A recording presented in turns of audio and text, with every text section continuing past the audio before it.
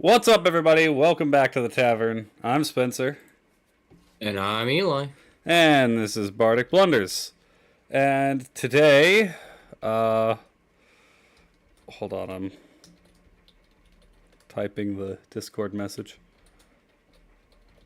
Today, we're going to be talking about D&D yet again.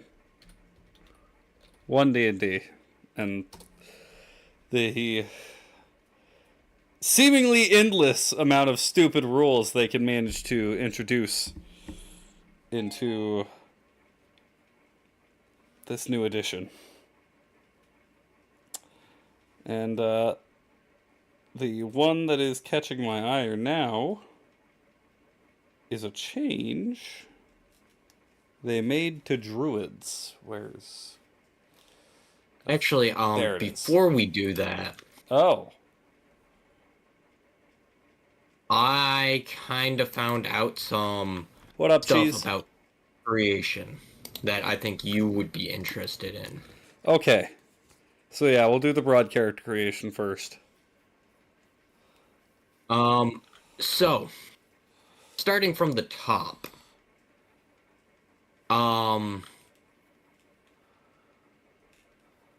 how you build characters is now backwards. Okay. So when you're building a character, how would you start? It's been a week, cheese. We'll talk about it after this. Well, normally you'd start by saying, okay, I want to play this kind of character. Like you want to say, oh, I'm playing a dragonborn wizard, and then you would roll stats. Wrong. What? Yeah, they changed that now. Well, no, you asked how I would build a character. I was like, point. what do you mean wrong? What the hell are you talking about? That's exactly how we build a character for D&D right now. Don't you gaslight me. So it goes race, class, background, right? Is the normal way of doing it. Typically, yeah. I think whenever you do the character creation app, it asks you. Well, I guess it has it all on the same page, so it's really simultaneous. But yeah, race and class are like the first two things you think about when you're making a character. Well, they're changing that. What are they doing? It is going to go background. Dumb. Is that financial? Then it's going to go class. Then it's going to go race. Why? So they are removing racial bonuses. Yes, yeah. That's been talked about for a while, and I still think that's stupid. They're all gone. It's all gone now. It is now all how to put this lightly. Retarded. It is Sorry. you're not wrong, but it is all based on okay, your background now determines your stat bonuses. Yeah, I think we've talked about this a little bit as things have slowly trickled out. And the reason that they explained that they're doing that is because your background needs to mean more to your character. Okay. What was your hero doing before they became the hero? Nothing, kind of thing? Because they weren't a hero. Like, legitimately, okay, so we'll use my character that I'm playing right now in Eli's campaign as an example. I'm playing a dragonborn wizard. What was he doing before he became an adventurer? Studying to be a wizard. What's his background? Sage. Wow. That seems like that's the only thing you need the freaking background for. Other than the one little tidbit of, for example, Sage is like, you know where to find things, information concerning lore. Every background gets a little tidbit like that in 5e. Do they most of the time kind of get brushed over? Yes. That's because, frankly, where you come from doesn't matter. It's where your adventurer goes that matters. Shut up. Why is a Paramount ad playing on a D&D page? Whatever. Anyways. Like, honestly, by the time you've been adventuring, you know, we'll say for 5 levels, your background really doesn't play a factor anymore. You're not the same character as you started the campaign as. So, Correct. It's like, okay, that's great that you want to give background a little bit more of an emphasis, but I don't know. I don't like the way they're switching all the character building. It's just dumb. Now your race will give you a special little thing that you can do.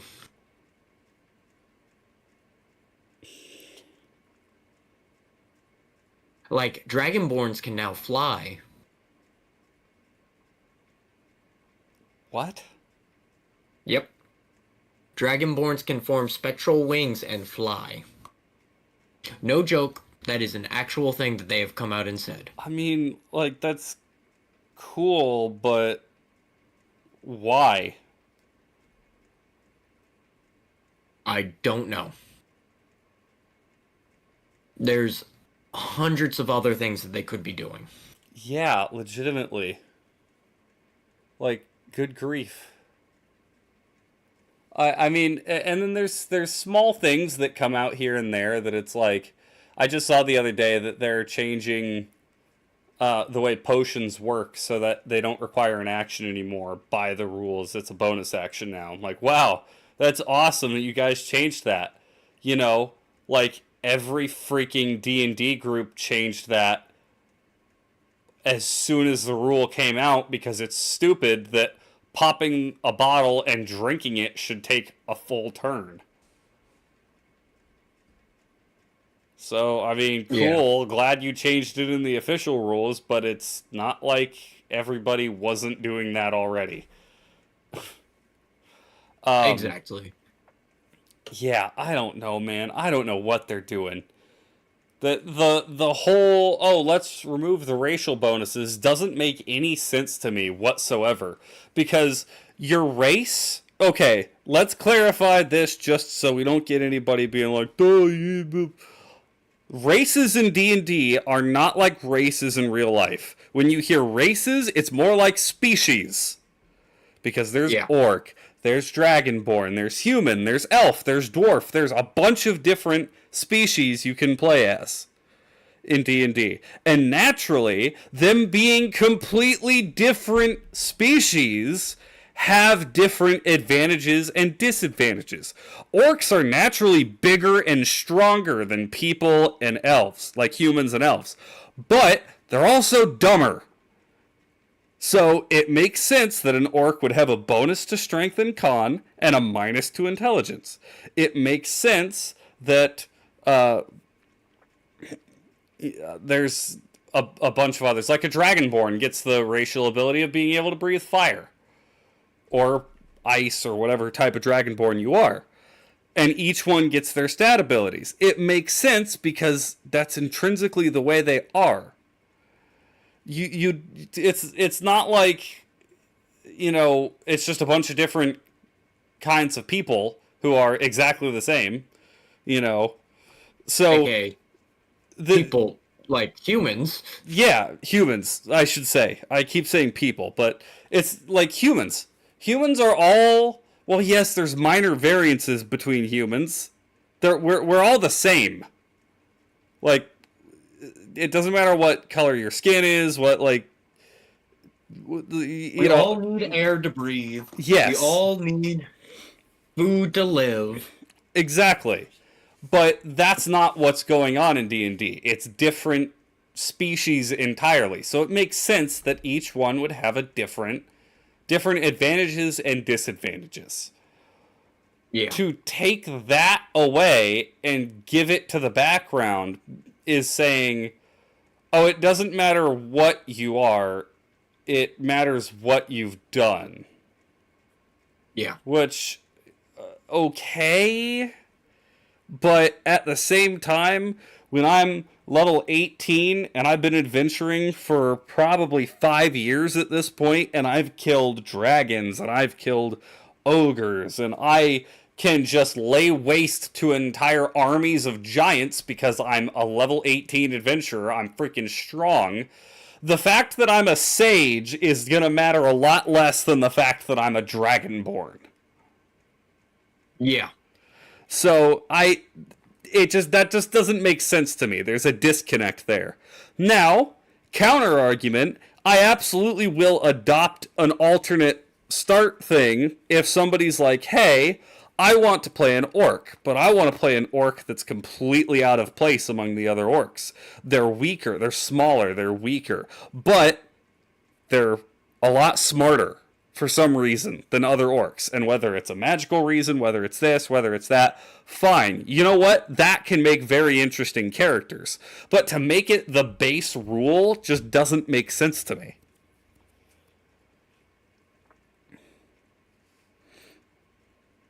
Yeah. It kind of takes the character out of some of the different races.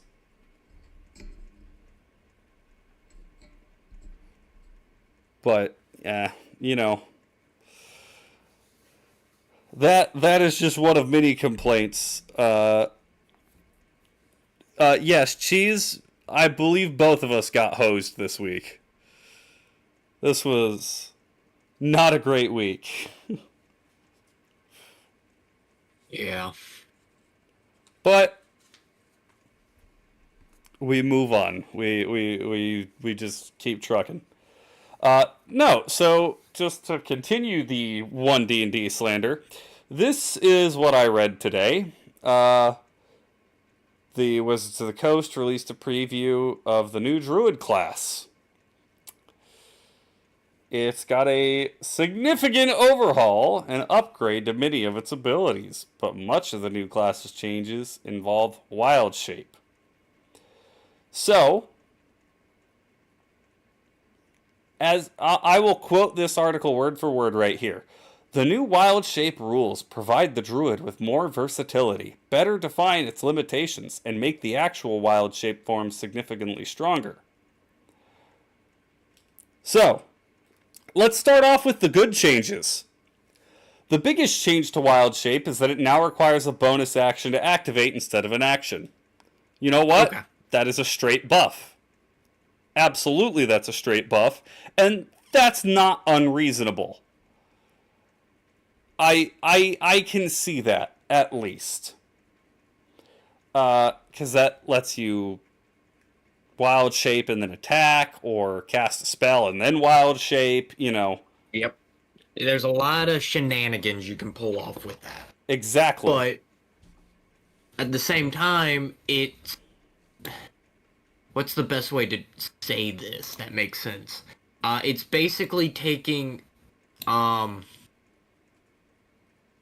of the Moon Druid and making it the bog standard. Kinda, yeah. Additionally, where the druid used to have only 2 wild shapes per short or long rest, the druid now gains access to a 3rd wild shape use at 6th level and a 4th wild shape at 17th level. Good change. I can understand that. I don't know why the druid doesn't get more wild shapes as they increase in levels. It would kind of make sense to give them at least one extra one at some point. The trade-off for that is they only get regain a single wild shape on a short rest. Now, this is a rule I like a lot, and I'm thinking about integrating just as a rule for druids in my world. The druid's new wild shape resurgence allows a druid to burn a spell slot to regain a wild shape use, and alternatively, burn a wild shape use to regain a level 1 spell slot. Actually, I'm okay with that. That makes a lot of sense. I think that's a really good trade-off, because then for like Soot. Soot is not using the wild shape, so it's essentially just a useless feature for him. But if well, here's the thing: I have to use wild shape to summon my to animal. summon your familiar. Okay. Yeah, I do have to keep track of those, which I have been doing. It's just like Typically, you summon him and just keep him out. Yeah, because he goes for an hour. Right. Why wouldn't I keep him out if he was gonna go for an hour long? Exactly. Now, this is the bad change. This is the one that I, like, jaw dropped. I was like, they're actually going to try and claim this is a buff to druids? Another key change is that druids no longer use the hit points of the animal they transform into. Instead, the druid retains their current HP total and also gains a pool of temporary hit points equal to their druid level. Oh, all the druid players are gonna be upsetty spaghetti. Oh yeah. Oh yeah. You're gonna have a lot of pissed druid players. That's exactly how I felt, because I'm like, okay, so you tried to make their wild shape more useful and then just completely trashed it. Yeah. Like, why? You've just defeated one of the biggest strengths of the druid's wild shape.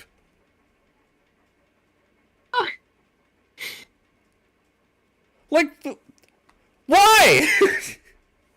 It doesn't make any sense.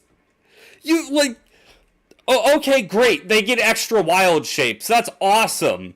Oh, fantastic. They can talk when they're wild shaped now. They can still speak in common or whatever languages they choose to. It allows them to still speak. Amazing.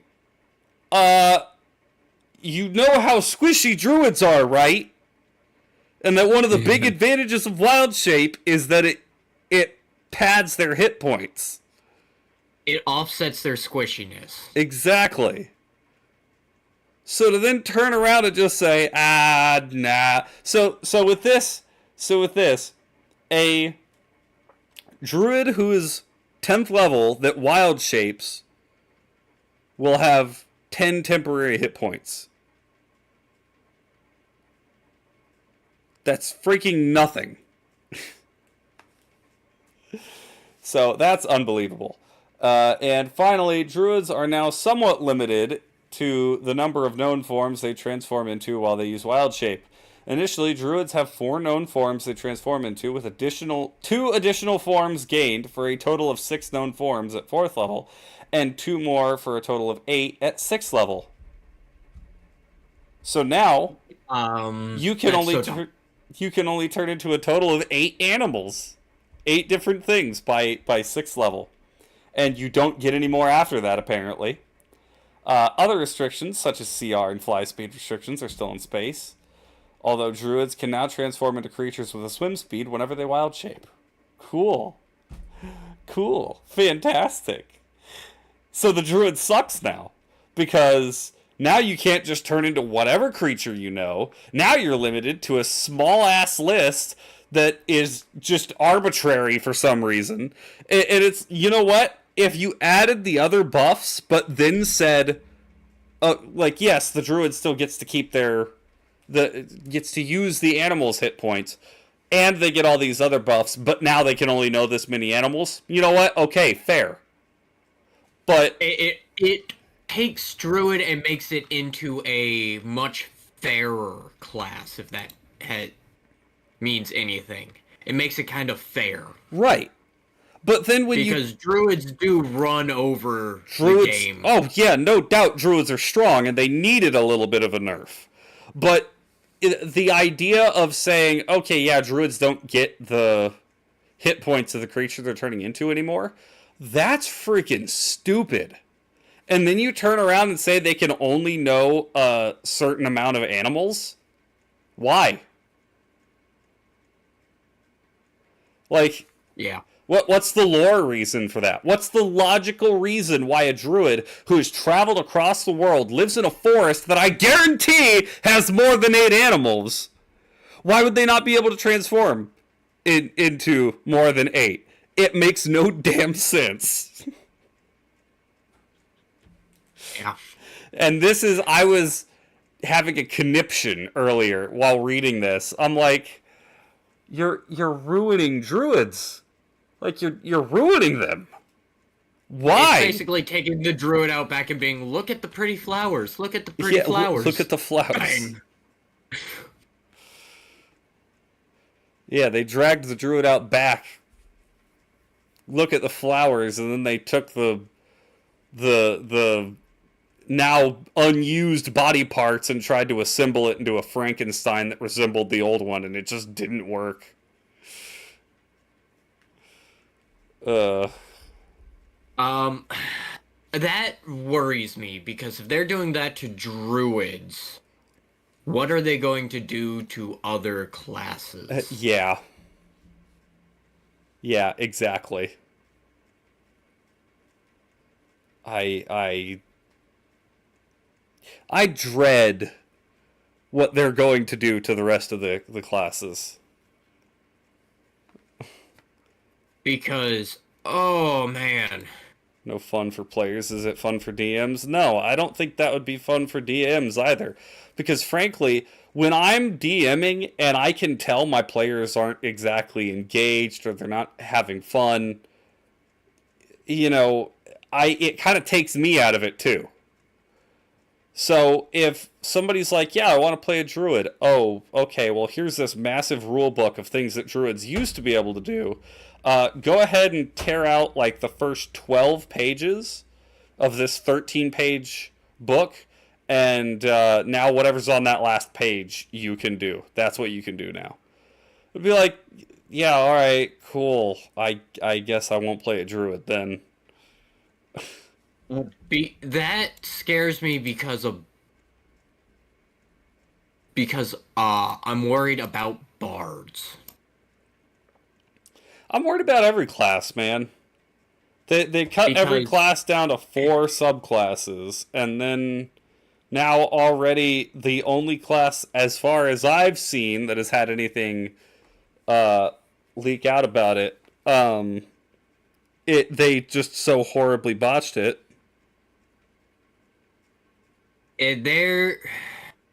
It's making it real hard to be like, yeah, this is still a good game. Right. Like, it makes you really consider, like, man, there are other RPGs coming out that are promising way better results. Yeah, and you don't have to follow a piece games. of crap company like Wizards of the Coast. It's a win-win.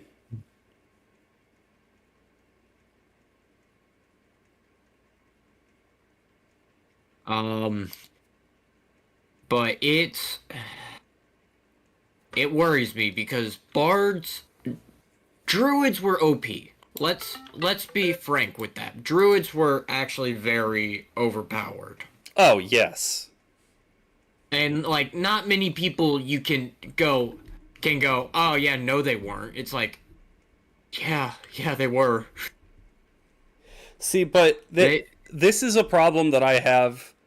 It's not just with tabletop RPGs, but it happens in a lot of games. When there is one thing that is good, it's never, okay, well, this thing is good right now. Let's strengthen some of the other things to be on par with it. It's, oh, that thing's good. We need to make it useless. Yeah. Funny enough, look at rogues. Rogues were really popular in the beginning. Right? Right. Because it's like you're playing sneaky, and then everybody was like, oh, I can just play a wizard and be better than the rogue. Or I can play a bard and be better than the rogue. and it kind of made rogues pointless, and then they added aim to rogues, and it was like, oh, okay, that makes it a lot better. I get advantage. I can give myself advantage. Uh, so I can always proc sneak attack. It made it like, oh man, this is kinda good, you know? Right. But then it's like, oh man, yeah, it's good now, but man, they're probably gonna nerf rogues into the dirt as well. Yeah. If they nerf rogues into the ground, what are they gonna do to... Oh no. Oh no. I just found another article. Ooh, Dungeons and Dragons reveals redesigned wizard class. Oh no. Oh no.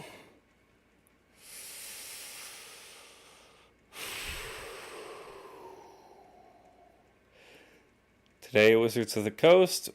Wait, is today? Today? Yes, today. Literally just a few hours ago. Released a new video previewing the upcoming rules changes to the Wizard class, which will officially be released in September in the Player's Handbook. Wizard updates aren't as drastic as other class changes, although they are in line with other changes made to increase player versatility and flexibility. that's a Um, lie. yeah. Many Wizard players will see many of the class's improvements come from improved spell rules found in the Magic Spells section of the Player's Handbook. While not detailed, the D&D design team previously said that they added several new spells and reworked other spells to make them more useful. As the wizard is the spells specialist more so than other spellcasting classes, a lot of the class's improvements come from these new and improved spells. Wizards now gain the ability to swap out cantrips on a long rest starting at first level, and they also gain an expertise in a scholarly field like history or arcana at second level. At fifth level, the wizard can swap out a Oh, okay. prepared spell with another Let spell at a short rest. okay. The first part, actually not bad. Not terrible. I'm actually okay with It, that, it's which such a is small thing, though. It's like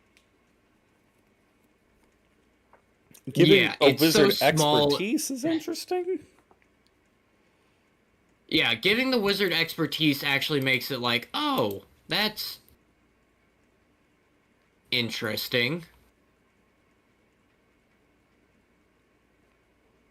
That I wouldn't have thought of that. Being Right. able to change out cantrips, okay, I see why. Those are such small changes, and then at fifth level, the wizard can swap out a prepared spell with another spell after a short rest. Like you're just giving the wizard a little bit more spellcasting versatility. Okay. One of the most notable changes to the wizard class is that the class contains only 4 subclasses, with the Abjurer, Diviner, Evoker, and Illusionist all detailed in the new player's handbook. Uh, of the 4 subclasses, the Diviner and Evoker remain mostly unchanged. The hell does that mean? Those aren't subclasses. Divination wizard, evoker is Is gonna be your probably evocation, but just yep. call them by the schools. But the Abjurer gains an improved Arcana Ward, a force field feature that absorbs damage and now accounts for a player's resistances and immunity before taking damage. And the Illusionist gains access to several new or upgraded features, including the Phantasmal Creatures ability that allows the wizard to cast either Summon Beast and Summon Fae for free once per day as illusions, with only half their HP. That's not bad. Yeah, it's fine. All 4 subclasses also gain an improved version of the Savant feature and gain access to additional spells in their chosen specialty whenever they take a level in Wizard. Okay. And, I mean, alright.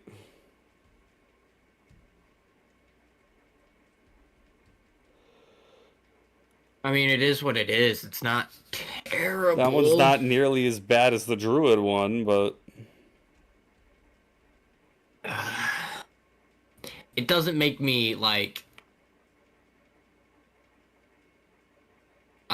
excited to play a wizard. right.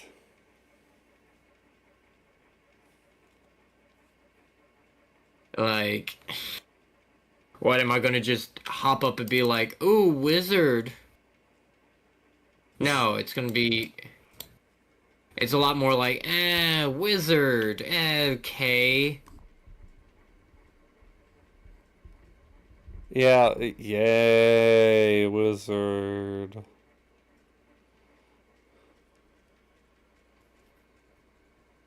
But um,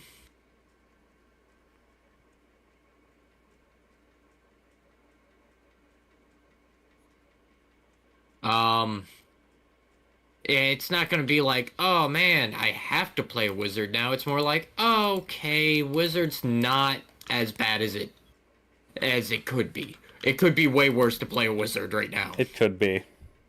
Okay, redesigned warlock class. Oh no. The class that they couldn't get right in the first place. Right. Warlock operates in an interesting space compared to more traditional spellcasters. Limited number of spell slots, cast at the highest possible level. Yes, we all know this. This core spellcasting ability remains unchanged, but the Warlock now gets access to the Magical Cutting ability at level 2 to allow them to refresh those spell slots once per long rest without actually taking a long rest. What? Oh, I get You it. get a long rest without a long rest. Yeah. This gives the Warlock more access to spell slots while in between encounters without dragging a session to a stop. Yeah, except the Warlock already replenishes all of their spells on a short rest, so... I mean, all they have to do is sit down and rub one out for Take a 5 seconds, and and boom, all their spells are back. So, I mean, okay, sure, I guess. It's a miracle. The Warlock notably also has a larger spell list than before, although the list is still smaller than the classes like the Wizard. The Warlock's Okay, Eldritch... Okay, go ahead. whatever. I mean, it's like... Okay, of course it's smaller than the Wizard. The Wizard can cast every freaking spell in the book. Except like certain healing spells. I mean, yeah. But Certain any healing spells. The Warlock's Eldritch... No, you have a healing spell. Yes, but it also does damage. It does damage as well as heals, so... You know, it's not a traditional... I'm helping. I'm helping more than that stupid cleric over there. I'm actually dealing damage while healing. Get on my level, cleric. Okay. The Warlock's Eldritch Invocation feature now comes in as a level 1 feature, with the player gaining more Eldritch Invocations and also having access to more options. Pact of the Blade, Pact of the Tome, and Pact of the Chain are all now Eldritch Invocations instead of separate features, meaning that players can potentially gain access to all 3 options with the same character. The Path of the Chain now has additional familiars to choose from, including a skeleton, a slod tadpole, and a sphinx. Interesting. Okay, that's pretty dope. The 4 patrons in the new player's handbook have also received upgrades. The Archfey patron now grants Warlock access to Misty Step with additional effects similar to an Eldraine's teleport ability. The Celestial patron gains access to a Summon Celestial spell in their spell list. The Fiend grants their Warlock temporary HP, similar to that of the Warlock builds from Baldur's Gate 3, which I'm sure 1D&D is heavily based off of. Finally, the Great Old One received an extensive rework with a new version of Create Thrall, a psychic spell Psychic Spells ability that removes verbal and somatic components. A Clairvoyant Combatant ability that allows players to target a foe and deal additional damage via a Mind Link. And finally, a boosted Eldritch Hex ability. I love the fact that they completely ditched every Warlock player's favorite class, the Hexblade. Yeah. That is probably not going to be a fan favorite move in the Warlock fandom. Alright, redesigned Rogue class. Hit me with it. Hit me with the bad news. Okay, yeah, before we move on, the Warlock, admittedly, not bad. The Warlock actually feels like a real class. Actually, now. Yeah, it sounds like they've done a good job fixing the Warlock. Now, I still have to question if I'll use that Warlock or if we'll just keep going with the 5e Warlock and tweaking it with some of the new rules. You know, I'll have to look into that. But the biggest change to the Rogue from the 2014 class rules is the addition of Cunning Strike, an ability that utilizes the Rogue's unchanged sneak attack ability. Once Cunning Strike is unlocked at 5th level, the Rogue can use Cunning Strike to deal less damage on their sneak attack to activate a secondary effect.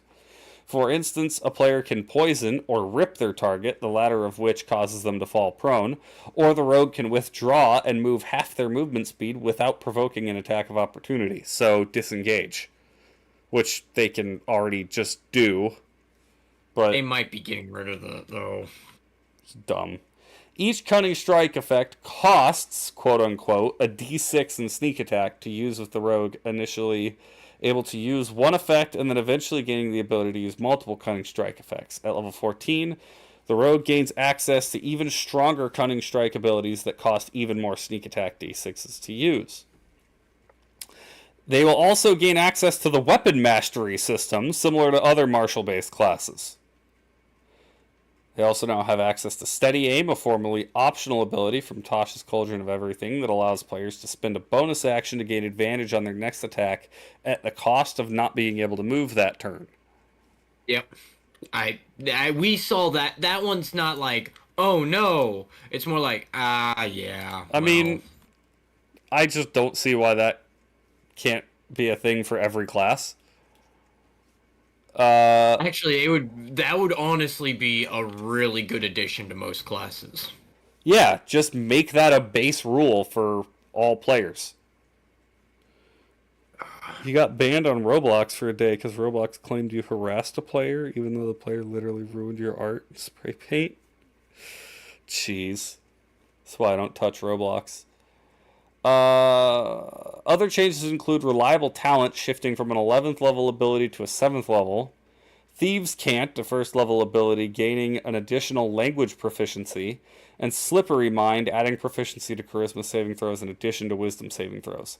The Capstone ability for the Rogue at 20th level, Stroke of Luck, also received an upgrade, with the ability now being used on saving throws, now able to be used on saving throws, and the ability turning a failed attack into a natural 20 and a critical hit. Subclasses for the Rogue have also been upgraded. Arcane Trickster gains the ability to swap out cantrips when they level up, while the Assassin having an easier time to activate Assassinate and Death Strike, a good thing as rules surrounding Surprise have changed. Oh, brother. Yeah, the Soul Knife notably gains the sound of that. Yeah, that's not a great little like, oh hey, just to let you know. Surprise is different. The Soul Knife notably gains Weapon Mastery on their Psychic Blades, and the Thief has an extra Cunning Strike option called Stealth Attack that keeps the Thief hidden when attacking. The Thief also eventually gains an additional attunement slot and can use spell scrolls regardless of class and other restrictions.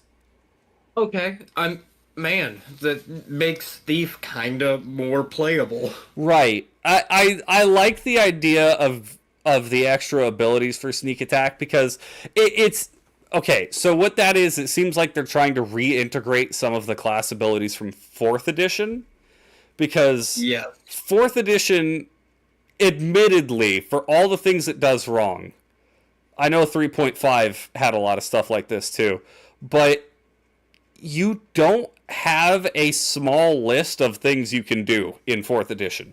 When you're a fighter, you can collect so many different abilities that it's not just like, oh, I run up and attack.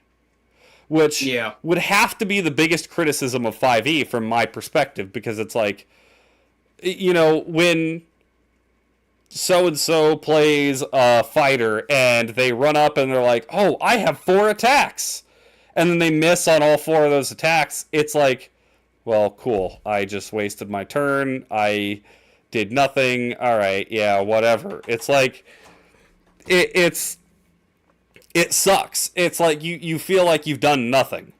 Which I will admit, I like that in Matt Colville's RPG that they're making things an automatic hit, because then it never feels like you're not doing anything. You're always making some sort of progress. Which I like the idea that. At the same time, though, you're also making me roll fewer die, which is sad, because I don't get the clickety clackety to raise my dopamine levels. Um,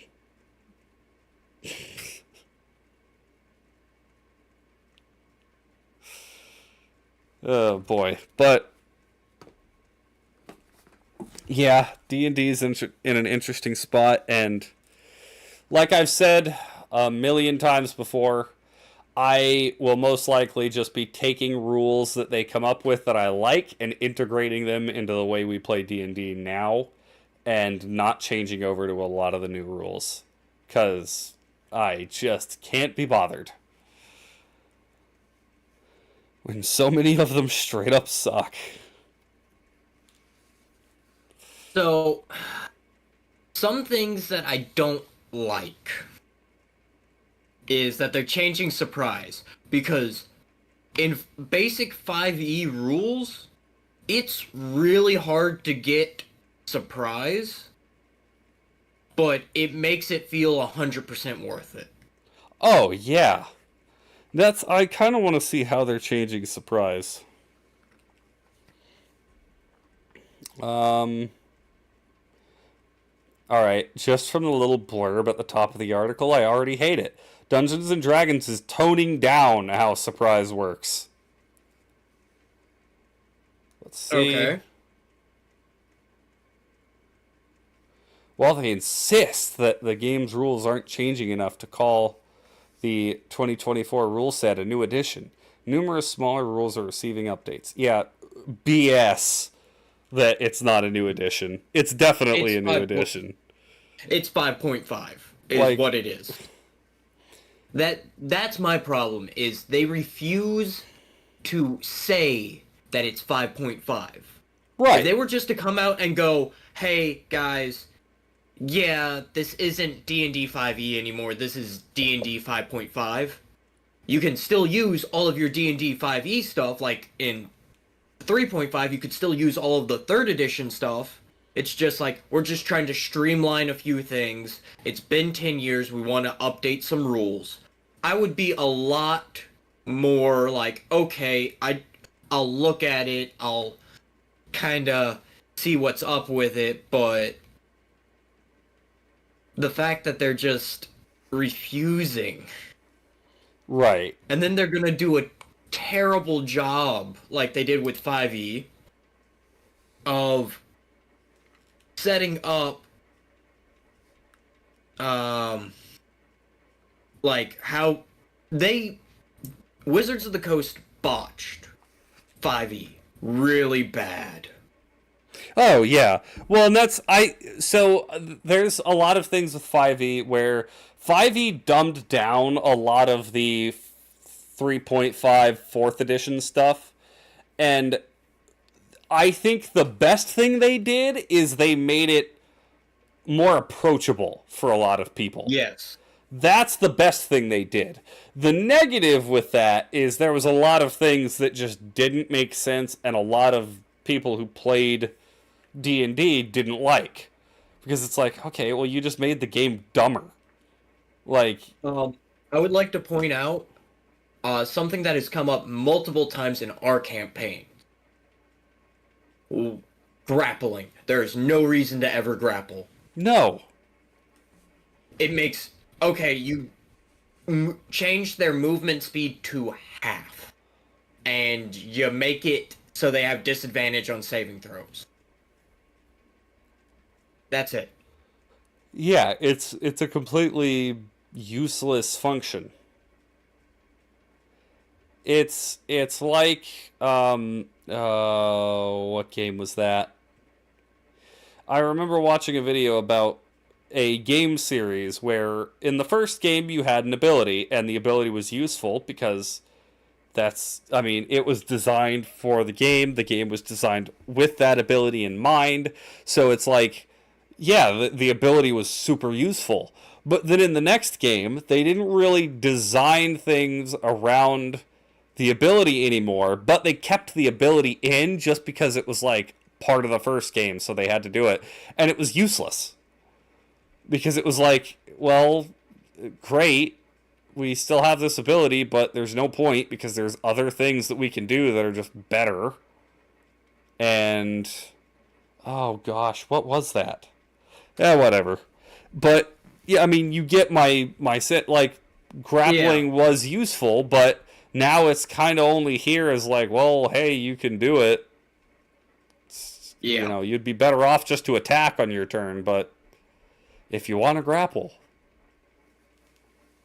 Like if you gave me a reason to grapple, like if I could impose like restrained on somebody, or like, hey, I'm gonna grapple this person, but um, so I'm a knight, but I'm a fire genasi knight, so I'm in full plate mail. My cleric just cast heat metal on me. I'm going to grapple somebody. right? Yeah, if you introduce other things like that, dude, like let there be a monk that is just like straight up WWE style, like I grapple someone and then I suplex them. I believe Drunken Master was actually supposed to do that because if you grapple with Drunken Master, you can still hit him, See, like which is really funny. that's cool, and that gives grapple use. But I mean, any other time we've seen grapple, it's been like, okay, well, essentially the person We who's want you to grappling, not teleport, is what it comes down to. yeah, Um, I. It's like people don't ask a lot of questions about certain things in my campaign because, like, for the most part, when you go to pick feats, a lot of the a lot of our group immediately is like, "Oh, I know what feat I'm gonna get because these feats are good in every campaign."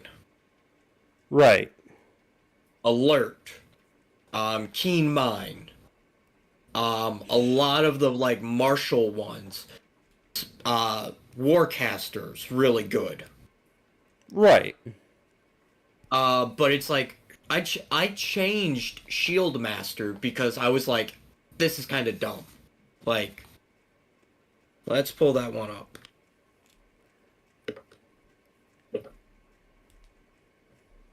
Shield Master 5e. If you take an attack on your turn, you can use a bonus action to shove a creature with your shield. If you aren't incapacitated, you can add your AC bonus to any dexterity saving throws you make against a spell or harmful effect. Um, you can use your reaction. Well, if you are forced to take a dex saving throw and take half damage, you can use your reaction to take no damage. Which I was cool with all of this. I don't like the pushing a creature because if you're a fighter, it's like there's no point in pushing you away from me. You want to be up close, Now, like a spellcaster with a shield, okay, that makes sense. right? Um, but what spellcaster is going to take Shield Master? Good question. Um, the thing I added to it is it basically will create a line effect. Like, if you get hit with like Dragon's Breath, it'll create a line behind you that you can basically the rest of your party can get into and be safe. We should just go through. Here's what we should do. We should make a video series where we tweak existing D&D rules and fix them to make them more fun and just better. Like let's go redesign the Storm Herald. Make it actually a good class. Hold on. I'm getting messages. Storm Herald, classes, Barbarian. Yeah. Okay. Is it I don't Storm have Herald? my glasses. Hold on. No, it is Storm Herald. Storm Herald's the shitty one. Yes. Oh, sorry. Profanity. Typical barbarians harbor fury that dwells with them. Their rage grants them superior strength, durability, and speed. Barbarians who follow Storm Herald learn instead to transform their rage into a mantle of primal magic that swirls around them. When in a fury, a barbarian of this path taps into the nature to create a powerful magical effect. Storm Heralds are typically elite champions who train alongside druids, rangers, and others who are sworn to protect the natural realm. Other Storm Heralds hone their craft in elite lodges founded in regions racked by storms, in the frozen reaches at the world's end, or in the deep, hottest deserts. Like, that is such a cool idea for the class. But the problem is, so let's look at the third level ability. You emanate a stormy magical aura while you rage. The aura extends 10 feet from you in every direction, but not through total cover. Your aura has an effect that activates when you enter your rage, and you can activate the effect again on each of your turns as a bonus action. Choose desert, sea, or tundra. Your aura's effect depends on that chosen environment as detailed below. You can change your environment choice whenever you gain a level in this class. Your aura's effect requires a saving throw. The DC equals 8 plus your proficiency bonus plus your con mod. Desert. When this effect is activated... Real quick. That ability by itself, not bad, if you think about it. No. Drop the, actually, no, you really don't have any bonus action uses as a barbarian. So, yeah, keep it as a bonus action. Sure. Right. I'm cool with that. Here's the issue, though. The idea of that is great. Here's the issue. Desert. When the effect is activated, all of the creatures in your aura take 2 fire damage each. The damage increases when you reach certain levels in this class, increasing to 3 at 5th level, 4 at 10th level, 5 at 15th level, and 6 at 20th level. Wow, cool. 20th level, I dealt a whole 6 damage. Make that D6s. 2d6, Yes. 3d6, 4d6, 5d6, and 6d6. That makes you feel a little bit more powerful. Yeah, right. See, when this effect is activated, you choose one of the you choose one creature you can see in your aura. The target must make a dex saving throw. The target takes 1d6 damage on a failed or half as much on a successful one. The damage increases when you reach certain levels in this class: 2d6, 3d6, 4d6. I would keep the damage at the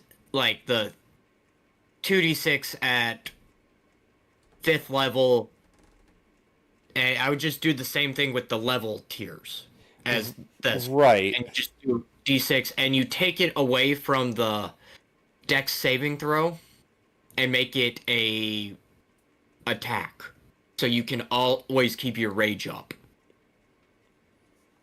Yeah. Well, and that's the thing. It, like, all of these are so situational. Like, okay, the target makes a dex save. Cool. They made the dex save. Well, now my Tempest was useless. Yeah. Oh, cool. You know, it deals 6 damage at 20th level. And I'm even thinking, you know what? If you want to say, yeah, it, you know, at first level, well, at third level, it deals 5 fire damage. You know what? Reasonable. Fifth level, 10. 10th Yeah, you could level, even go up in 15. intervals of 5. But the idea that I'm thinking is, if you look at it, the desert, it's being, you've been to a desert, I've been to a, oh, I actually haven't been to a desert. It's hot, and it's like oppressively hot, right? Oh yeah. The the So the the thing with a desert is it so to give people an idea, we live in Florida. In Florida, the heat is high, usually in the 90s, but so is the humidity, usually somewhere in the 70s to 80s. So there becomes a point where it's like, oh man, I've been outside for 3 hours now. I'm exhausted. I'm sweating. It feels like I'm just wearing the heat. That's the best yeah, way I can describe it. Because it feels like it's dragging you down, like it's weighing you down. When you're in a desert, you're like, it's like standing in front of an open oven. You're like, oh man, this is hot. But then you like realize I'm not sweating. I'm dehydrating and I don't even realize it. yeah. Like, Now, I like the damage idea with that one. Like, hey, you're just gonna, it's like basically standing in the heat. And right. it's like, oh, Lord, you're like scorching me to death. Just being around you is a problem. The sea, if we could take that and turn it into an attack, just a ranged strength attack, like you throw a bolt of lightning at somebody. Right. Well, and would it not make Um, more sense for the sea to be like swirling waves around you, making it difficult terrain for I enemies? believe. I see. My problem with that is I don't know because actually no, that would be better. That would be better if you made everything difficult terrain. That would be good, but that kind of limits its effect. You Well, know? as you increase levels, you add different things. Like, you hit 10th level, and now any creature that's standing in your aura has to make a strength save or be knocked prone. Yeah. At 20th level, knocked prone and pushed a direction of your choosing. Right. Like, Something like that. make so like here's how it should break down. So desert they have desert as damage, which is just straight flat damage. They have sea as like roll dice damage and a saving throw. Tundra, when this effect is activated, each creature of your choice in your aura gains 2 temporary hit points as icy spirits inure it to suffering. The temporary hit points increase when you reach certain levels: 3 at 5th, 4 at 10th, 5 at 15th, 6 at 20th. So, take it like this: Desert is damage, Sea is crowd control, different effects like that, and Tundra is support. Yeah. Set it up like that, and And build it off here's a of good that. way to here's a good way to also think of it. Like, uh, if you break it down, because barbarians are very much like animalistic, like fighters of nature. In the desert, there's not a lot of food. No. So everything has to fight for survival. You make that the fighty one. In the sea, everything is determined by the flow of the ocean. If the ocean stops, there's a problem. The waves stop turning. Something very bad happened. And Tundra, it's the grizzly bear idea. Like, a grizzly bear has how much fat on it to save itself from the cold? A And lot. polar bears? Yeah.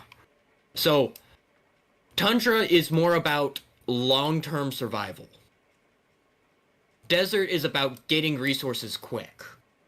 And then the sea is more about, like, positioning. Yeah, fighting the very environment around you. Yeah. I think we could make a pretty interesting series about overhauling D&D classes and rules and everything. Yeah. Maybe we should start doing that. That'd actually be kind of fun. The 6th level sucks. Oh yeah, I haven't even read it yet, but I know it's bad because I remember reading it at one point. Desert. You gain resistance to fire damage and you don't suffer the effects of extreme heat. Cool. Moreover, as an action, you can touch a flammable object that isn't being worn or carried by anyone else and set it on fire. Okay. The wizard can do that at first level with Yeah. fire-related spells. C. You gain resistance to lightning damage and you can breathe underwater. You also gain a swimming speed of 30 feet. Okay, cool. That one's probably the most useful out of these. by the way. Probably. Tundra. You gain resistance to cold damage and you don't suffer the effects of extreme cold, as described in the Dungeon Master's Guide. Moreover, as an action, you can touch water and turn a 5-foot cube of it into ice, which melts after 1 minute. This action fails if a creature is in the cube. Cool. 10th level, Shielding Storm. At 10th level, you learn to use your mastery of the storm to protect others. Each creature of your choice has the damage resistance you gained from the Storm Soul feature, while the creature's in your aura. That I feel that by itself is probably the strongest part of this. Probably. You could change anything. You could change them as you level up. So it's like, hey, we're getting ready to go fight a bunch of dragons. So I need to be like, fire damage is like, we're going into a very fiery region. We're walking through a honestly say, volcano. Like, yeah. I would say, honestly, if you would change it from a level up to a long rest, you could change it. yes.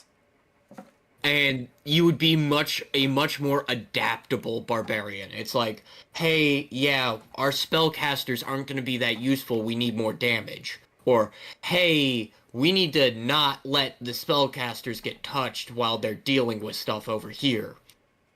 Or, Right. hey, we don't want to die. And this is going to be this is just going to be an all-out throw stuff back and forth and see who walks out alive kind of deal. So it's like, Let's see.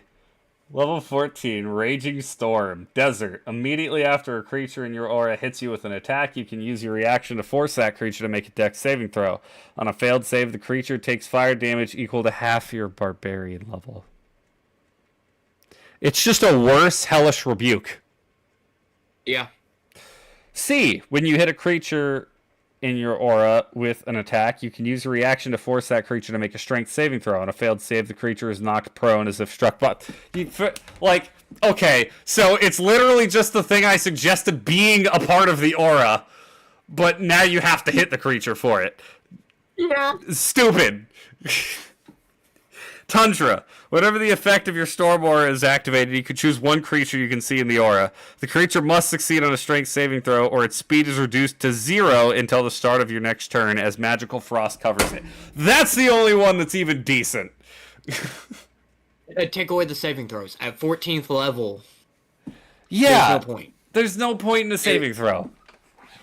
Like, okay, yeah, the big bad gets knocked prone or can't move for a turn, or just takes damage. Yeah. Hey, guess what? That's pretty dope for a barbarian to be doing. And 2, the DM's gonna plan around that. No DM is gonna be like, I need to not think about the barbarian. Because what's the barbarian gonna do is he's gonna get in your face and cause problems the entire session. Exactly. So gosh. So yeah, I definitely think that's one thing. I can't think in particular of any other classes. That's always been my go-to for this class just sucks. Like, this subclass. Because why on earth would you pick a Storm Herald when you have Zealot and you have Berserker and freaking Totem Warrior with as busted as that is? Like, or if you want to go with something that's more fun than just, being a good barbarian, do a wild magic. Is wild magic, like, really good or anything? No. But it's fun. Yeah. So, yeah, Ancestral Guardian. Literally, every other barbarian subclass is just miles better than Storm Herald. I don't know that there's necessarily anything like that in any of the other classes. Now, I have to clarify, I haven't exactly combed through and read every single thing for every single subclass in D&D. I've only looked at the ones that I've been interested in, and Storm Herald sounded cool to me at first, until I read it and realized it's ass. I will say this. The barbarian, this is my biggest problem, is the different classes are very, very much shoehorn you into a certain thing. But, Right. like, a barbarian, you're always going to be using your rage, no matter what. Like, rage is the most important thing you can have on hand. Bard, I would say the Bardic inspiration, but I have seen plenty of bards never use a Bardic inspiration once. Right. Clerics, it's kind of obvious what they do. Druids, wild magic. Fighter, I hit things. Monk, I hit things with my hand and I move quick. Paladin, I smite. Ranger, what do rangers even do? Rogue, sneaky sneak. Sorcerer, I'm a better wizard. Warlock, I'm a shittier wizard. And wizard, I'm just a wizard. Right. My big thing is circling back to the beginning when we were talking about character creation, is I build my characters backwards. But that is something that I have always done. I don't want to play and I also get shoehorned into a lot of the same classes. But that doesn't really bother me, or same role, because classes don't matter, roles matter in D&D, which Right. is your healer, your damage carry, your frontline, and your support. And for the most part, I tend to stick in the support or healer category, or frontline, because everybody wants to deal damage. I tend to play a lot of damage dealing classes. Although I play cleric, which, let's be real, just does everything. The cleric just does everything. I can deal damage, I can heal, I can support, I can tank. Like, Yeah. I can do all of them if I really need to. right. I'm gonna be like a dollar store tank, but it's better than no tank. Yeah. But to me, it comes down to, like, I build my characters backwards because, like, the best way to explain it was really with how I did Ronin. Because I was like, hey, I have an idea for this character in your campaign. Give me 5 minutes, let me work on something, and I'll send it to you. And I just sent you the stuff, and I was like, how do we make this work? I have certain ideas for how to make it work. I'm going to send them to you. You tell me yay, nay. Right. I work the opposite way. It's like, okay, I want to have a backstory before I give this character any other thing. Because if I create a character and you're like, hey man, that doesn't really work in this setting, it's like, okay. It is what it is.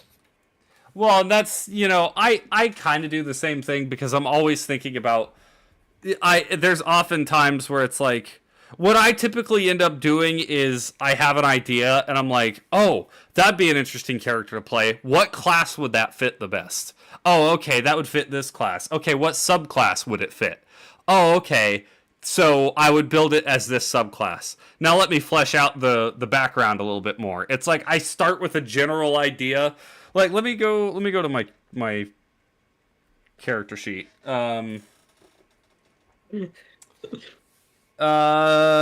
take a look at Saris. So Saris, I will say this. Saurus was such a good character and very underrated because you asked me so many questions with him. I did. I asked you a lot of questions. So, just an explanation, everybody. For Saurus, Saurus Noct was a bard in a campaign that was a lot more political than most of our campaigns because it was taking place during a civil war. So we're having to figure out, what side to join. We're making negotiations. We're doing all sorts of things like that. I designed Saurus, who, by the way, started the campaign as Zevok Greythorn, the greatest bard that the world's never heard of. He was playing a part because he was playing a spy for the Resistance. He was already on one side of the Civil War. He knew what side he was on already. But he had to play the part. He had to be able to infiltrate and sneak around. What is a spy? What do you do when you're a Resistance who does not have any trained spies? You take someone who has skill sets that would be tended towards that of a spy. Who would that be? An actor. Saurus was an actor, a traveling actor in his younger days. And now, by the time of the Resistance, he is using his chops as an actor to be an infiltrator, to be a spy. And I had that idea, but I wasn't sold on making him a bard yet. I was kind of considering making him a rogue with proficiency in performance. But yeah, I was like, okay, he doesn't have to be a rogue to be a spy. Yeah, and that was a big thing because you had asked me like, "Hey, what class would this work very well with?" And I was like, "You sent it to me." I was like, "Oh, you should just play a College of Whispers bard. That's like perfect for him." Right. Because there's a lot of like very niche subclasses that don't get a lot of love, but when you look into them, you're like, oh, I like this one. And they fit very specific characters. Right. Yeah, exactly. But that's the problem. So, okay, I pulled up a list of the 10 worst subclasses in Dungeons and Dragons. Just to see, because, Storm Herald's obviously got to be number 1, right? Number 10. Storm Herald isn't even on the list. What? Number 10, Circle of Dreams, Druid. Hold on. Give me a second. I don't think I've ever looked at this one. I have looked at this one. It's the healer druid. Oh, so... I think it's fine.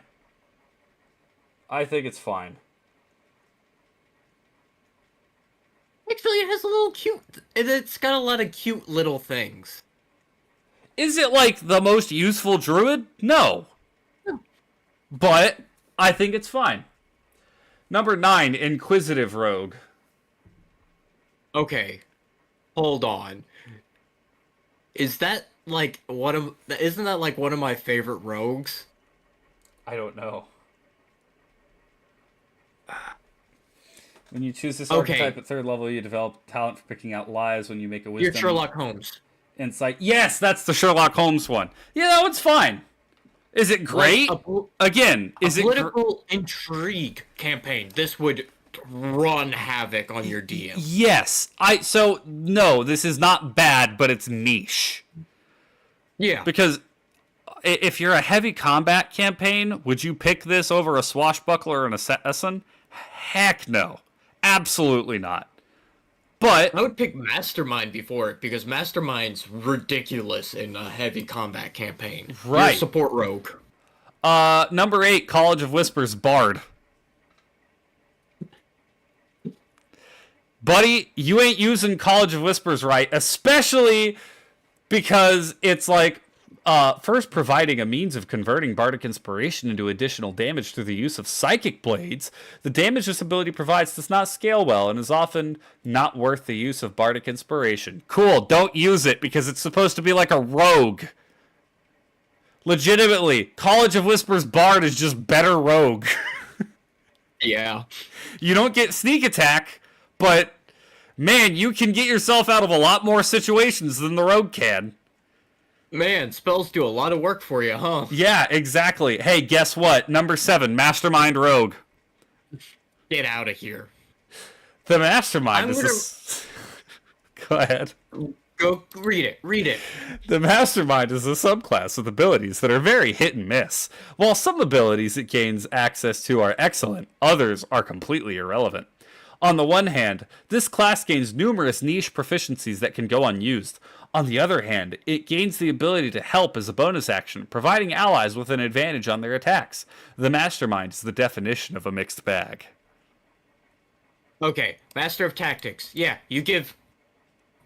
First off, you can use your help action to aid an ally in attacking a creature. Hey, I hold my action and for help. Within 30 feet of you. Right. You know how broken that is? I can sit in the back and be like, hey, under his arm there's a weak spot. Hit it. And give you advantage.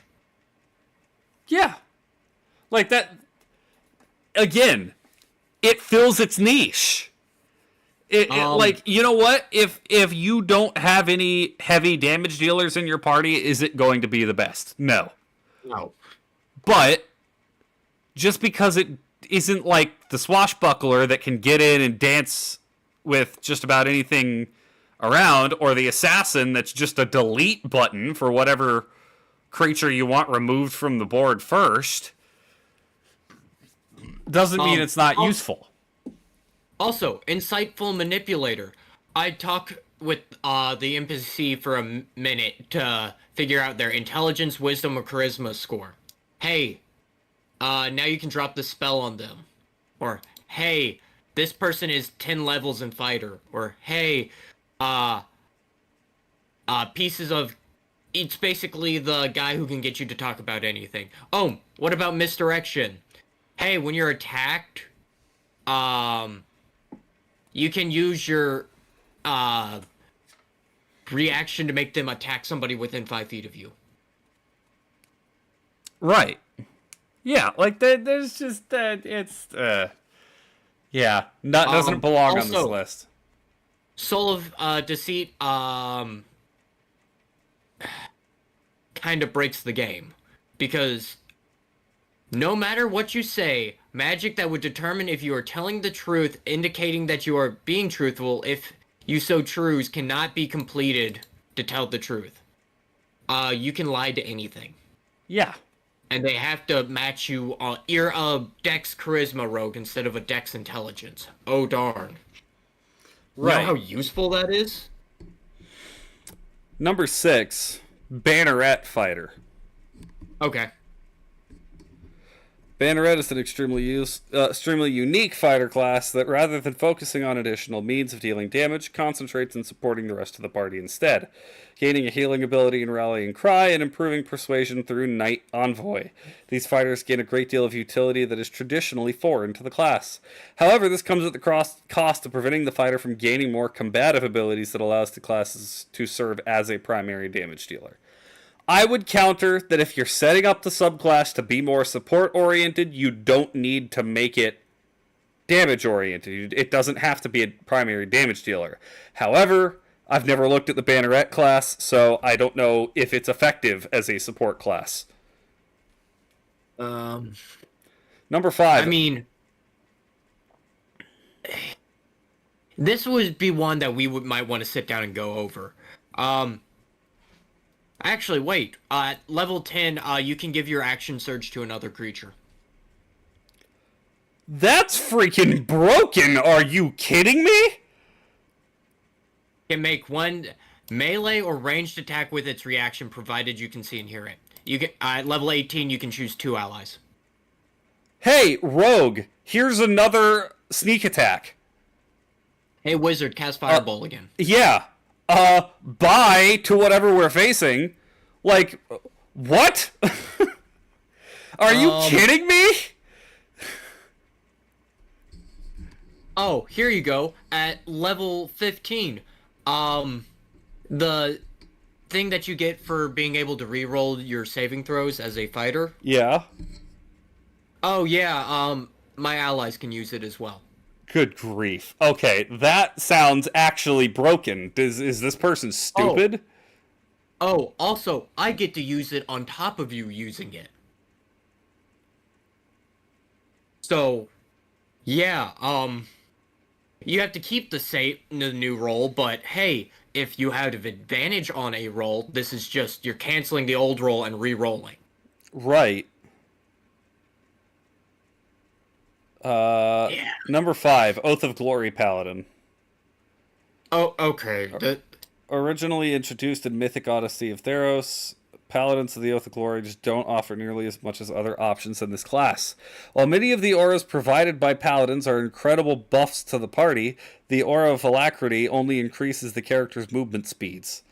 Even if someone wants to use this ability, the other party members must be sure to stay close to the aura or else they will simply be left behind. Additionally, many of the spells offered by the subclass are quite niche, stifling their usefulness.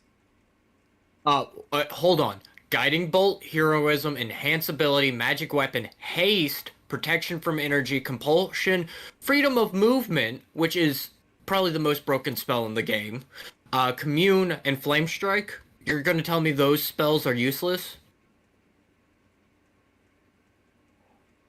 On What? top of Smite? Okay, yeah, their Channel Divinity isn't great, other than the Inspiring Smite where, you can uh basically heal allies within 30 feet of you 2d8 plus your class level.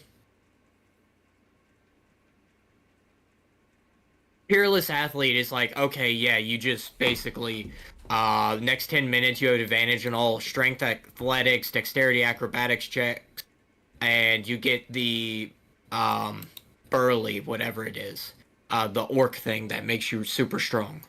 Okay. Also, Aura of Alacrity, movement speed is the most broken thing in this game.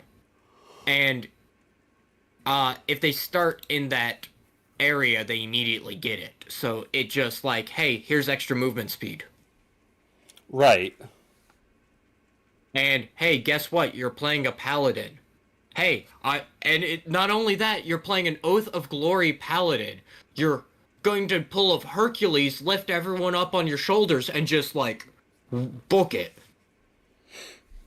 Number 4, Nature Domain, Cleric. That's It's just middle ground between Cleric, but end up a watered down combination. While this subclass gains proficiency with heavy armor and gains numerous spells that are commonly associated with Druid, it has by and large one of the most useless Channel Divinity abilities in the entire game. As many of the Channel Divinity abilities are some of the best that clerics can utilize, this in itself lands the subclass on the worst pile.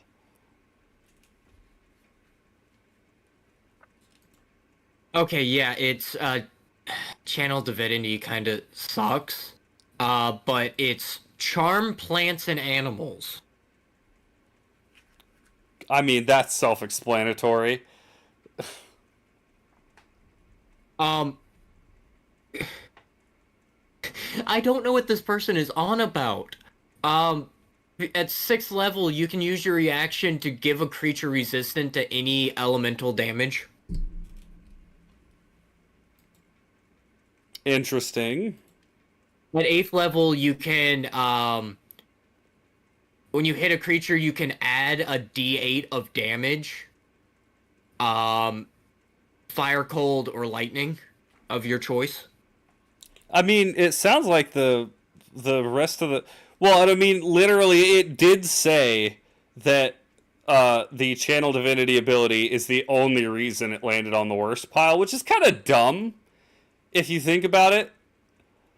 Especially when you have something like Storm Herald that they apparently just didn't realize was a subclass because it's been left completely off the list. Uh, Number 3, Way of the Four Elements monk. No, okay, get out of here. The most played monk. Yeah, well, and I can agree that compared to some of the other monk ones, it's a little underpowered. But seriously, we're gonna say that's bad when Kinsey monk exists. Yeah. Or Sun Soul exists. Even Sun Soul is better. Like Kinsey is just bad. Like, oh, cool, you can use weapons now. Hey, you realize the whole point of playing a monk is punching people, right? You also get to add 2 to your AC, which you can easily crank up to 22. Um, if you use a ranged weapon, you get an extra D4 of the damage type. That's pointless. And then you can make all your weapons magical. Um, oh, and you can also deal extra damage with your martial artist die. Hey, guess what? I'm level 20. I'm going to dump a whole bunch of D12s into you for a bunch of key points. Kinsai Monk is very like, hey, yeah, it's not the best monk, but it definitely has its uses. Yeah, but it's also the most boring. Yeah. The Undying Warlock. Hold on. I don't look at a lot of these anymore. This is also from Sword Coast. Oh, what?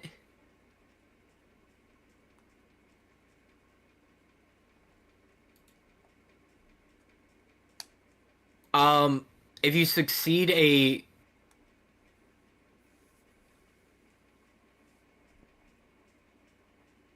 if you help somebody who has, if you hit a creature with Spare the Dying, instead of coming up with 1 hit point, they come up with a D8 plus your con modifier. That's not And bad. when you succeed a death saving throw, you pop up with a D8 plus your con modifier. Okay. Um, you age slower. That doesn't really matter. You don't need. You basically become a Warforged. You don't need to eat, sleep, or drink. Still need to rest, but whatever. Um, Bonus action to regain hit points. Additionally, D8 plus your Warlock level. Additionally, if you've severed a body part of yours, What uh, up, group? if you put it back in place, it just immediately reattaches. That's cool. I'd like to point out that group jumped into chat dropping "What up, racists?" It's not racism. I hate you all equally. Okay. Why we angry at D&D? Because 1D&D sucks. Oh, number 1, School of Transmutation. What? What?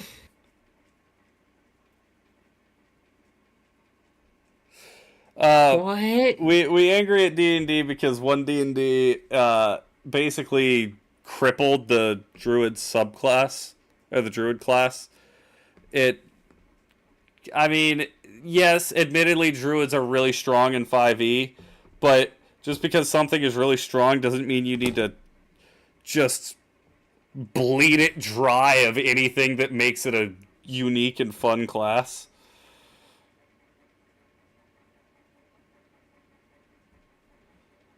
Yeah, what a lot of the 1D&D material is going to be coming out in a few months, like the player's handbook. And oh boy, there's already some questionable decisions.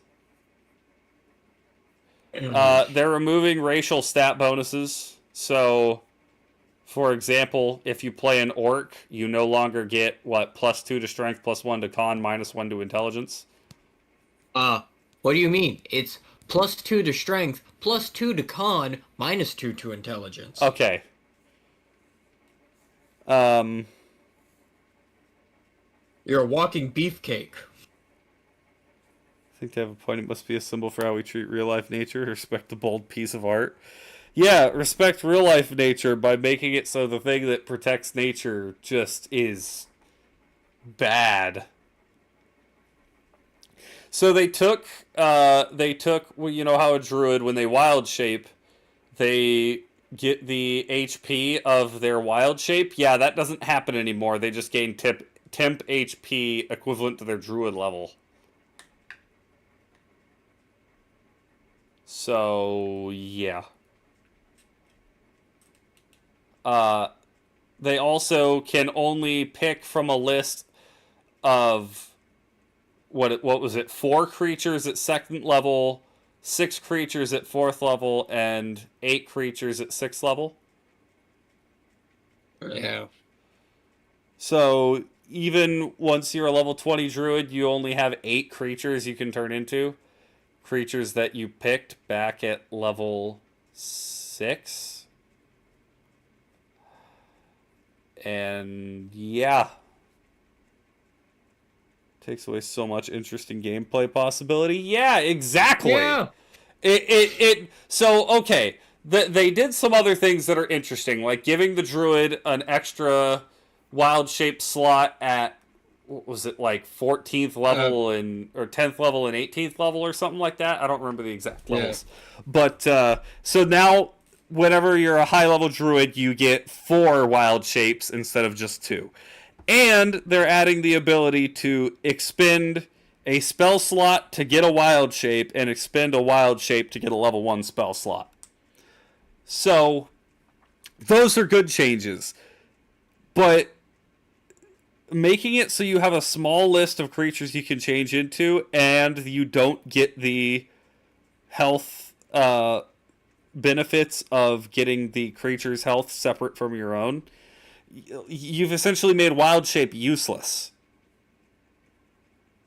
Yeah.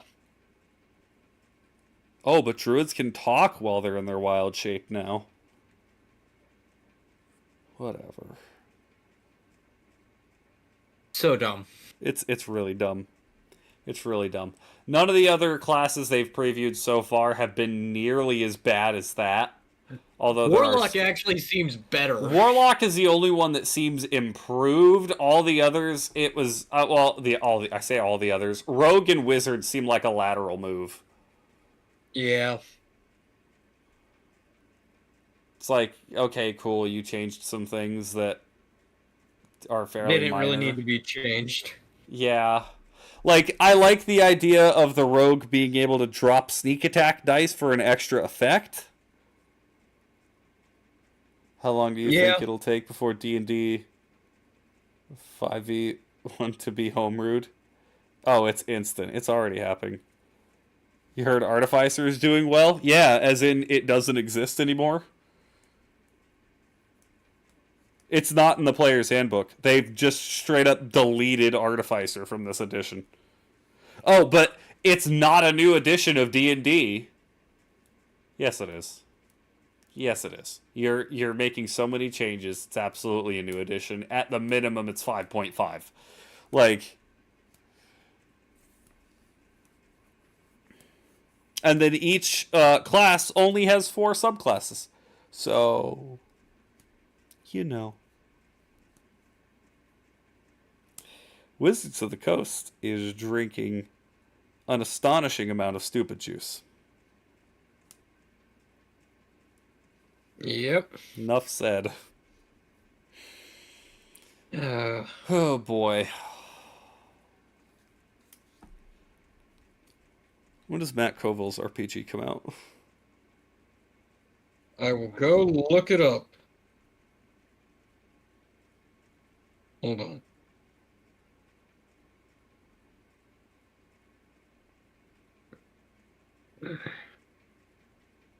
Because I'm ready to jump ship from D&D to Matt Colville's RPG, 100%. June. Um.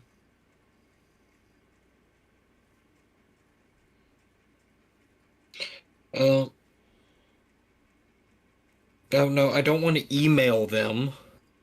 Yeah, go ahead, email them.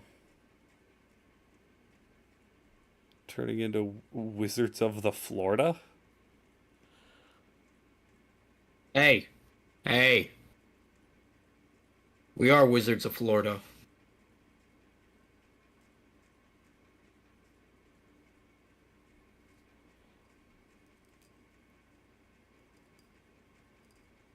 God damn it, I'm just gonna use my computer. It's hard. I'm so tired, it's hard to type. What's going on? Oh, we were just we were winding down a little bit, but we went through bad D&D subclasses. We were talking about one D&D and how it sucks again. Oh, cheese! You wanted to know how my week was going? Uh, Fantastic. I almost snapped at a manager at work the other day. I straight up I was so close.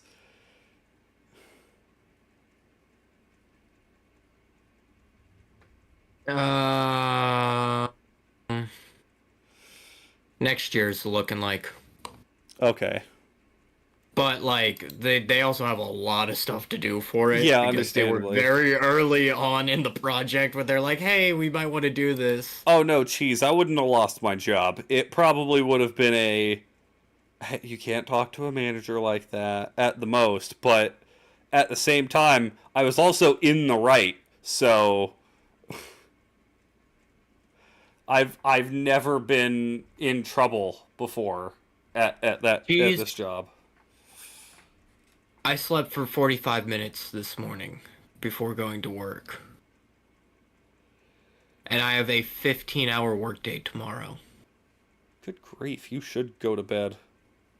I'm probably going to after this stream, especially if there's no food home. Somebody was supposed to go get some food, but I don't think they did. But yeah, I'm just chilling. I might get fired by the end of the week though, because I got into a little spat with my manager, but I can argue with my managers, and they don't tell me I can't talk to them like that. I was gonna say They'll just fire me. I think my manager got the sense that I was about to say something because he immediately like added a qualifier to the thing he had just said to me and the other guy. But yeah, I was like, yeah, I was ready. I was ready, 100%. Especially because two of the other managers are standing around having a freaking tea party for 2 hours, just chatting, not getting any work done. Like, mm, Me, Spencer, mad. I'm just tired. when a manager manages to pull out the driving crumpets persona. Well, that's yeah. So okay, just so just for a an idea of how it went. Sunday, super busy day because it's a freaking Sunday at a retail place. We were busy. We get through the day. We have to make a cardboard bale right at the end of the day. If nobody's ever made a cardboard bale, what happens when places have cardboard, they throw it into this thing that crushes the cardboard down. You tie it up once it gets too full. You flip the cardboard out. It gets shipped off, and they reuse it to make more cardboard boxes. So, like, Magic. literally 15 minutes before we had to leave, like, this store's closed, everything, we're doing our work. You know, I work late, so I work after the store's closed. 15 minutes before we have to close, 3 people who have never made a bale before start making a bale. I come back to help. I don't know when they started it, but when I came back to help, 15 minutes before we had to leave. So I quickly finish making the bale, get it out of the way. We have boxes from every department to throw away. Every department across the entire store has brought boxes back to throw away.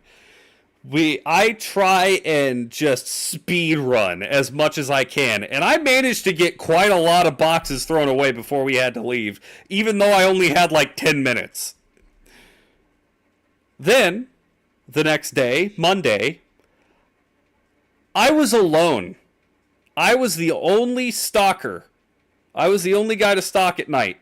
All the other guys were either on vacation or had their day off. So I'm by myself, trying to do everything. So naturally, because I'm by myself, there's leftover trash. It sucks, but it's just the way it is. Tuesday, 30 minutes before close, my manager walks up to me and one of the forklift drivers and is like, hey guys, the last couple of nights, we've had leftover cardboard boxes that I've had to throw away. And so we just need to start throwing away stuff earlier, make sure we're getting our jobs done. And I was so ready to be like, and what happened the last 2 days? What happened on Sunday? Oh, it was very busy on Sunday. We had to make a bail 10 minutes before we left on Sunday. Oh, okay. What happened yesterday? Oh, I was by myself. I got all of the other work done except for throwing away the trash, despite being the only person. Oh, okay. Then forgive me if I don't feel sympathy that you had to throw away a few cardboard boxes. But before I could say anything, he was like, oh, I know it was busy on Sunday. We didn't have a lot of people yesterday. I'm like, all right. But, I was so ready. I was so ready. It was like, you know what? You've burnt me to the end of my rope. Like, I'm going to lose it. Oh yeah, stop being so lazy. That's what I'm sure they think in their minds, that I'm just being lazy. I'm tired. Okay. Eli's I'm sleepy. gonna calm down. I've had 2 days off in a row now. I go back to Hey. work tomorrow, and I'd prefer not to think about it until tomorrow. So we're just gonna chill out. We might, since I didn't do a stream earlier today, I'm thinking about finally doing my my card opening stream if I can get it set up. And you know, that'll be fun. But maybe not. But regardless, I'll try and stream after work tomorrow. I will not be streaming tomorrow. I will most likely be back Saturday night and then Sunday night. Crumpet hand reveal.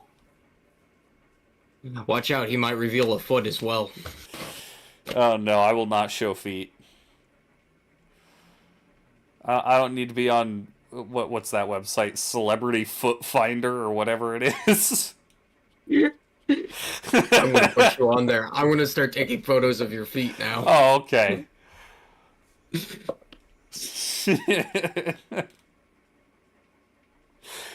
Good grief. All You right. got your quote ready? Oh, you see about that. I got mine ready. Well, good for you.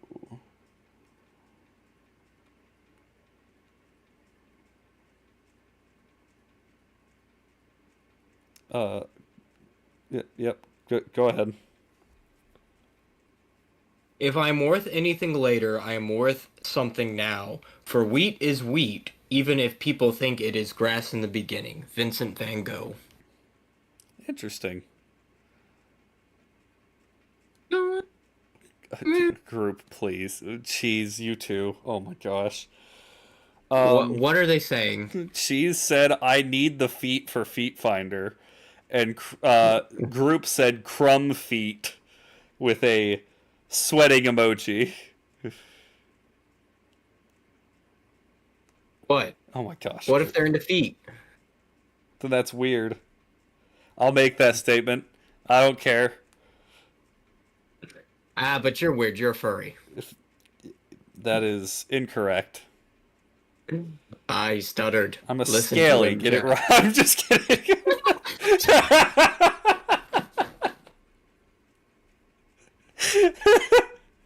Didn't expect that one, did you?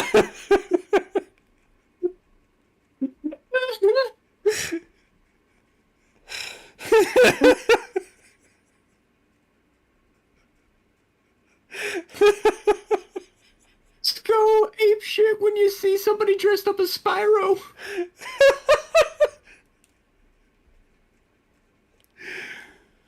You're Oh like, boy. look at that Bowser cosplay. I can't wait to be. No, my fetish is a woman who loves me for me. It's Be realistic unrealistic, and I take know. up choking like the rest of us. Yeah. Oh, jeez. I'm clipping it. I'm gonna clip that you're scaly.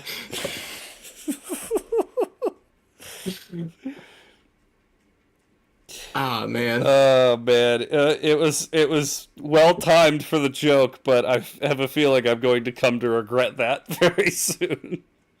I'm gonna put that on your hoodie that I make for you, Oh and I'm my gonna send it to. gosh. Dungeons and Dragons. I want to send that to your mother. That quote on a hoodie with your. Oh, okay. She won't know what it means, but it will be really funny. Okay. The world isn't perfect, but it's there for us, trying the best it can. That's what makes it so damn beautiful. Full Metal Alchemist. Yeah, I was gonna say, don't make my mom look up what a scaly is. Don't do that to her. I would. She already has so little faith in humanity at this point. We don't need to destroy it even more.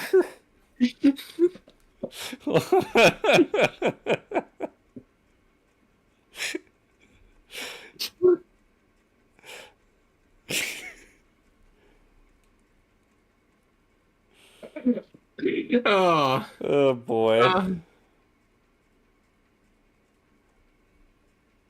dude, I gotta go to bed. I am like, dude, I'm so tired. Go to bed, buddy. See you fuckers around. Alright. Catch you guys later. Tally Tally ho, ho! snatchers.